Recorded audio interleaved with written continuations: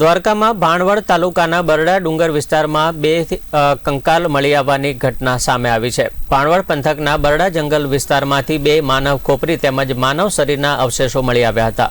ઘટનાની જાણ થતાં જ એસઓજી, એલસીબી, પોલીસ અને વન વિભાગની ટીમે ડુંગરામાં ધામા નાખ્યા હતા। સાથે જ કંકાલને લઈ એફએસએલ ટીમ પણ તપાસ માટે પહોંચી હતી।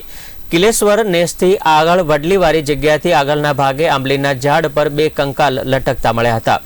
દ્વારકા જિલ્લા પોલીસ અને એફએસએલ દ્વારા વધુ તપાસ હાથ ધરાઈ છે। ત્યારે પ્રાથમિક તપાસમાં 6 માસ અગાઉ કિલેશ્વર નેસ વિસ્તારમાંથી 18 વર્ષીય યુવતી તેમજ ડેબર ગામના 20 વર્ષીય યુવક હોવાનું પ્રાથમિક અનુમાનમાં સામે આવ્યું છે, જેથી બંને વ્યક્તિના પરિવારને બોલાવી ડીએનએ સેમ્પલ લઈ મૃતકની ઓળખ કરવાની તેમજ કયા કારણોસર આ ઘટના બની તેની તપાસ હાથ ધરાઈ હતી। ત્યારે આ સમગ્ર મામલે બરડા ડુંગરમાં પોલીસની વિવિધ ટીમ દ્વારા તપાસનો ધમધમાટ શરૂ કર્યો છે।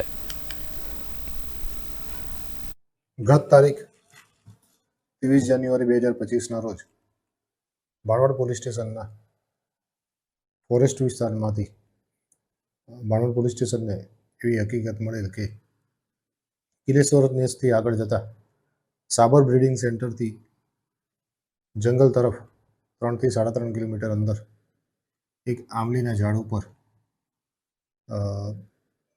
રસ્સો જેના બંને છેડે ગળે ફાંસો ખાવા માટેના લૂપ બનાવેલા હોય અને એની અંદર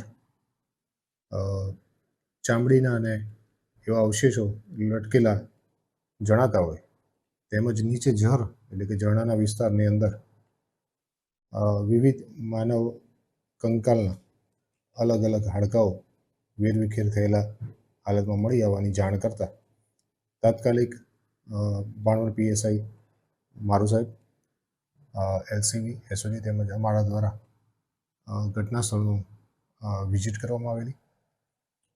ત્યાં પ્રાથમિક દ્રષ્ટિએ દોરીના એક છેડા ઉપરથી અંબોડા એટલે કે વાળ મળી આવેલા, જેની સાથે એક તાવીજ માદળિયું જે કહેવાય એવું પણ લટકેલું હતું અને બીજા ગળા ફાંસામાં ચામડીની સાથે સોનાની કડીઓ હોય જે કાનમાં પહેરવાની એવું લટકેલું મળેલું હતું અને નીચેના વિસ્તારમાં બે માનવ ખોપડીઓ અમને મળેલી। એટલે અમે અજાણી વ્યક્તિનો એડીનો ગુનો દાખલ કરી અને વધુ તપાસ એફએસએલ, મેડિકલ તેમજ અન્ય ટીમો બોલાવી અને શરૂ કરેલ છે।